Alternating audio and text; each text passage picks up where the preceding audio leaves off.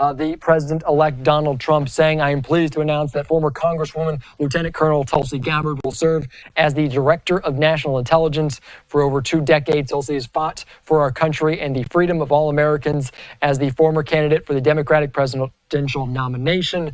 She has a broad support in both parties. She is now a proud Republican. I know Tulsi will bring the fearless spirit that has defined her illustrious career in our intelligence community, championing our constitutional rights and securing peace through strength. Tulsi will make us all proud." And we were learning more information yesterday about potential roles for Tulsi in this administration. It would not be the Secretary of Defense. It would not be the director of the CIA. Instead, it is the director of the National Intelligence.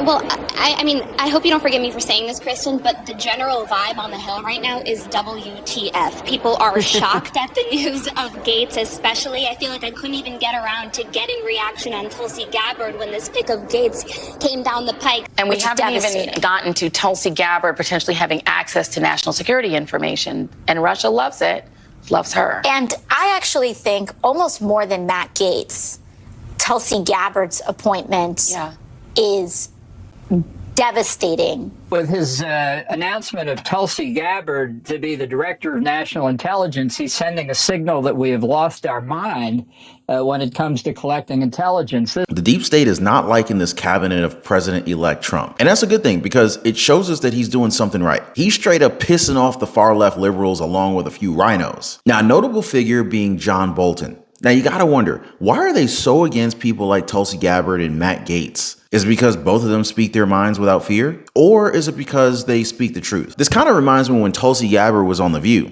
Look at how they react to her as she absolutely destroys them right to their face. Watch. Some of you have accused me of being a traitor to my country, a Russian asset, a Trojan horse, or a useful idiot, I think was the term that you used.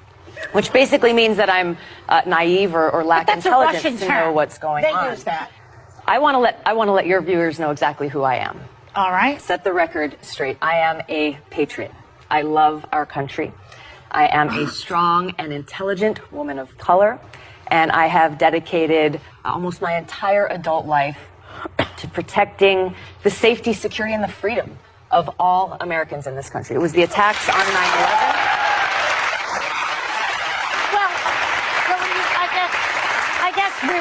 We're getting a little bit far ahead of ourselves, but Franklin Graham finds you refreshing. He doesn't find me refreshing. Richard Spencer, the white nationalist leader, says he could vote for you. Joy, this is why, you're on Tucker Carlson at least 10 times. Why don't you go on Chris Wallace's show? This is why I'm here, because you and other people continue to spread these innuendos that have nothing to do with who I am. Well, Hillary Clinton started it, and then you shot back at her, boy. You called her the queen of warmongers. You doubled down, unfortunately, you doubled down on the baseless accusations that she made that strikes at the core of who I am. I'm a soldier. Because of the attacks on 9/11, I enlisted in the military to go after and defeat and destroy the evil that visited us on that day. I've served now for over 16 years, deployed twice in the Middle East during the height of the war, where every single day I saw firsthand the terribly high human cost. How do you guys feel about a smart, strong woman as the new national intelligence director of our country? A person that would oversee the U.S. intelligence agencies like the FBI, the CIA, and the NSA. Agencies that have not been doing well as of late. In fact, through the Biden-Harris administration, they've done terribly. So would it be safe to say that this outrage isn't anger, but more like fear? The fear that Tulsi Gabbard will actually do her job and protect not just President-elect Trump, but the intelligence of our country as a whole. And in doing so, it's plausible that heads will roll if people are held accountable for their actions. But what does she think about this appointment? Take us into the room or the airplane when this was offered to you. How did it go down? We had a great conversation and talked a little bit about the work that needs to be done. And I was grateful and honored to accept President Trump's offer to serve our country and support his objective to defend the safety, security, and freedom of the American people as the Director of National Intelligence. How do you think foreign capitals are taking your nomination and the nomination of other people in the national security apparatus? It's a good question. I think President Trump has already shown how active he has been in not waiting around for day one on January 20th or 21st, but he's already leading. He's already engaging with so many of these world leaders around the world on the phone constantly. And he's showing the kind of leadership that the American people voted for. Do you expect resistance from the inside? Because there was a lot of resistance in the first term. And how would you deal with that? The American people delivered quite an incredible mandate for change in this election, with the popular vote and the electoral vote overwhelmingly saying, hey, we want Donald Trump as president, and we've had enough of the Harris-Biden regime. Of course, there's going to be resistance to change from the swamp in Washington. I think that's kind of the point. The American people are saying, hey, stop looking at yourselves, stop focusing on your own power, your own position, your own bank accounts. How about we have leaders in Washington who are actually looking out for the American people? And on every issue across the board, that's really what it comes down to with what President Trump is trying to accomplish is we have to make sure that our government puts the interests of the American people first.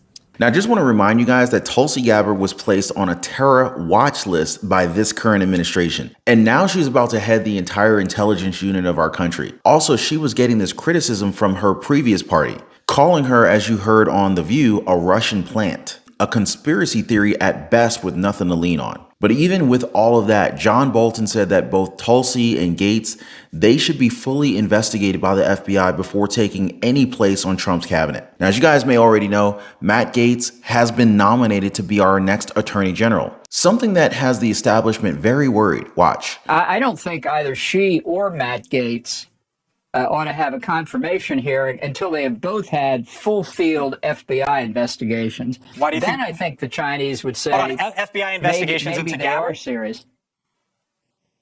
I think so, given the Russian propaganda that she has espoused over the past period of time.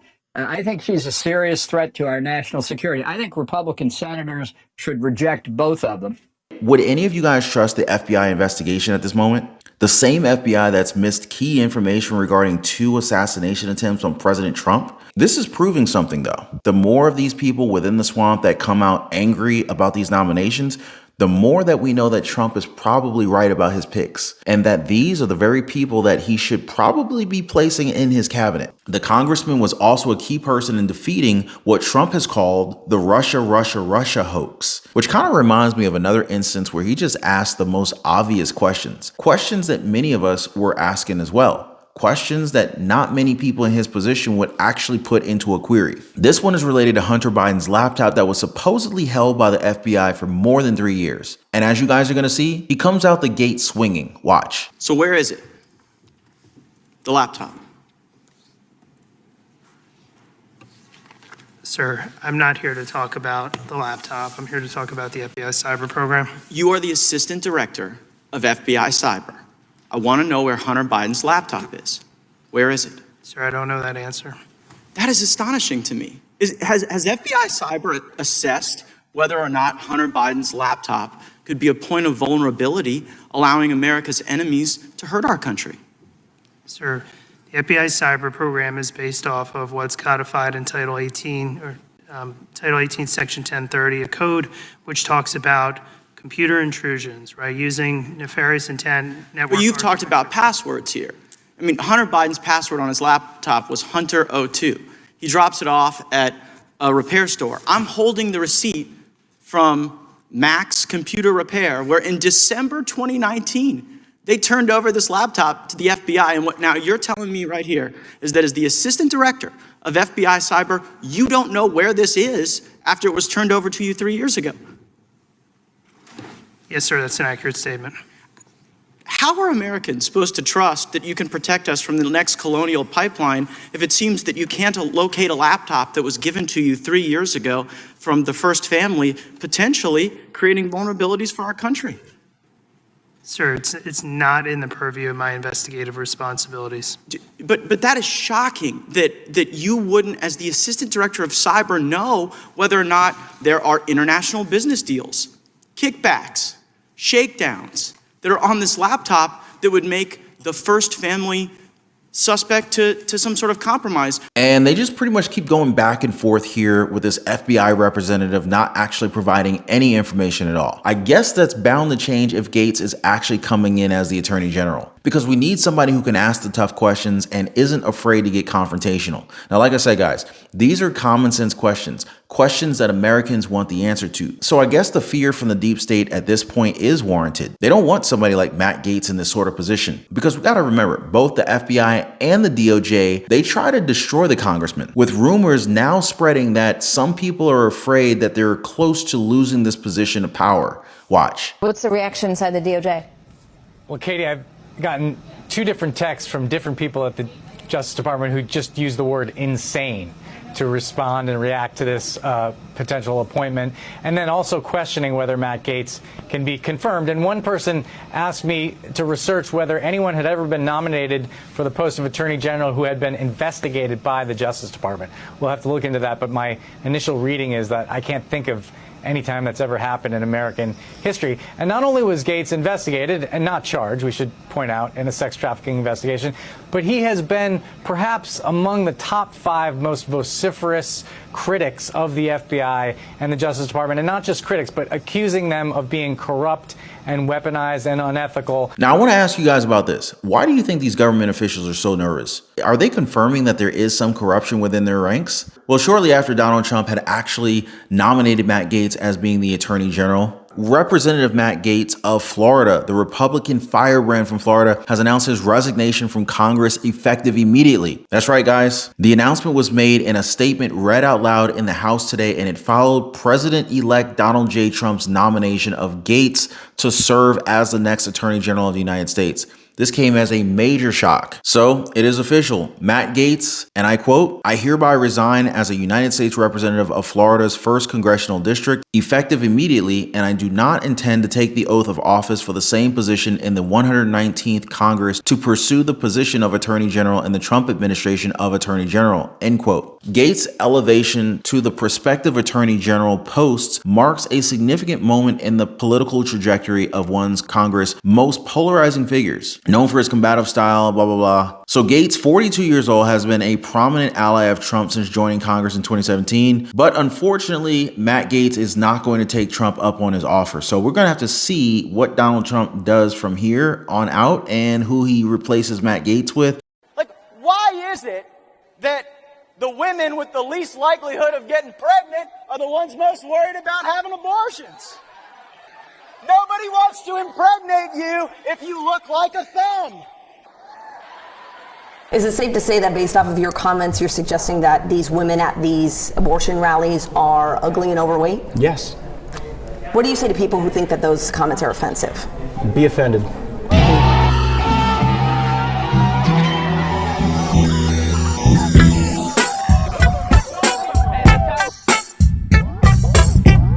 Ladies and gentlemen, say hello to the new Attorney General of the United States. This guy does not mince words. Yes, folks, President-elect Donald J. Trump has officially nominated Matt Gaetz as Attorney General, and the left is just losing it. They're beside themselves right now, and they just can't believe the lineup that Trump has in the building. But it shouldn't be that shocking for them, given that this guy gave Attorney General Merrick Garland the business when they had a talk. This is regarding the sudden changes that were all placed against then former President Donald Trump, charges that seem to have come from higher ups. Watch. Attorney General, you've told us that it's a dangerous conspiracy theory to allege that the Department of Justice is communicating with these state and local prosecutions against Trump.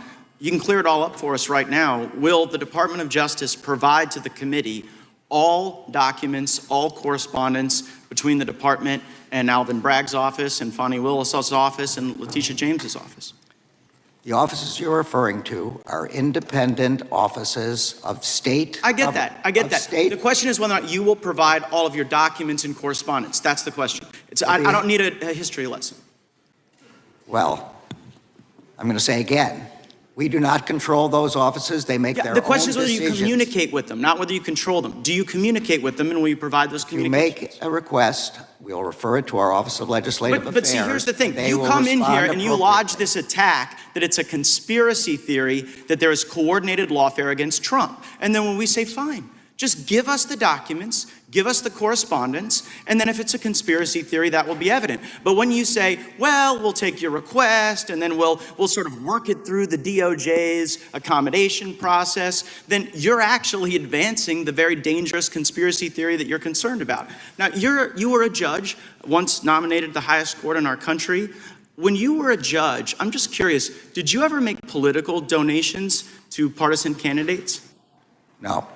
No, and you didn't because that would create the potential appearance of impropriety. I didn't because there's a federal rule barring federal judges from making contributions. Right, but under that same theory of attacks on the judicial process, like, shouldn't someone be owed like a jury of their peers and a judge that's non-biased rather than getting a judge from your political opponent's donor file? Now, I could see why the left is worried because this guy knows how to ask the right questions. And to be honest, guys, these are questions that are logically sound. And he's proven that he can be a very capable asset to the Trump administration. In a post on Truth Social, the president-elect has said that Matt will end the partisan weaponization of the justice system. But wait, didn't Kamala Harris say that Trump will go after the enemy from within? They kept talking about political prosecutions, and yet we're being told that it won't happen. President Trump also said that if Gaetz becomes the AG, he will protect our borders, dismantle criminal organizations, and restore the faith and confidence of Americans in the justice system. Well, guys, the great wealth transfer is in full effect. And, you know, whether it's Donald Trump that ends up winning the election or if it's Kamala Harris, oh God,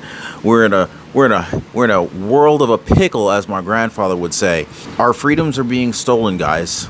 Credit card companies are out to get us. And if you don't understand the game, well, you end up getting played by the game. Now, if you're anything like me, guys, you know, you were probably out of shape, maybe in debt, living paycheck to paycheck, and just feeling like the system is just completely taking advantage of you.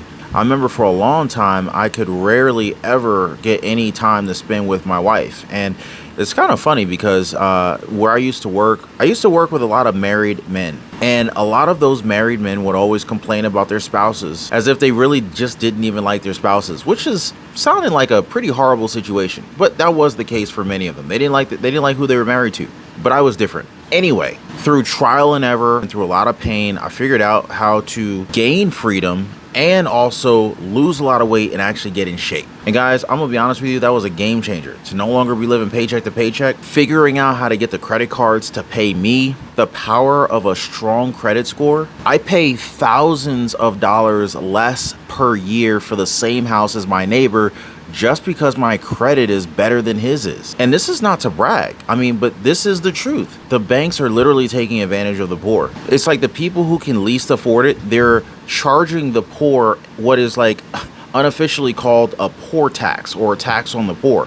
I mean, I'm now at a point where, you know, like, number one, I don't pay for credit cards. In fact, credit card companies pay me to use their cards. And I figured out how to build a lifestyle that is just ultimately very, very healthy. I lost a tremendous amount of weight and I put on a lot of muscle. But when I was struggling, I wish I knew people who knew these things. So anyway, I decided to create a community of like-minded people who are also interested, just like me, in living better. So if you guys want to join my community, it's called the Liberty Pursuit Network. It is brand new. Come on over. I'd love to have you guys and join like-minded people. Be positively motivated by others who are also on the same pursuit. So I'm going to leave a link for you guys so you can join me over on the Life Pursuit Network in the description down below this video. So check it out, guys, and let's not be a victim of this great wealth transfer that is taking place right now. But anyway, guys, switching gears here, mainstream media is also feeling a little bit nervous as of late. Now, I covered this in a previous video, guys, where CNN's Dana Bash gets into a very public argument with Republican Congressman Jim Jordan. Make sure you check that video after this one, guys. In the meantime, just want to thank y'all so much for hitting the like button and subscribing. We'll see you guys next time.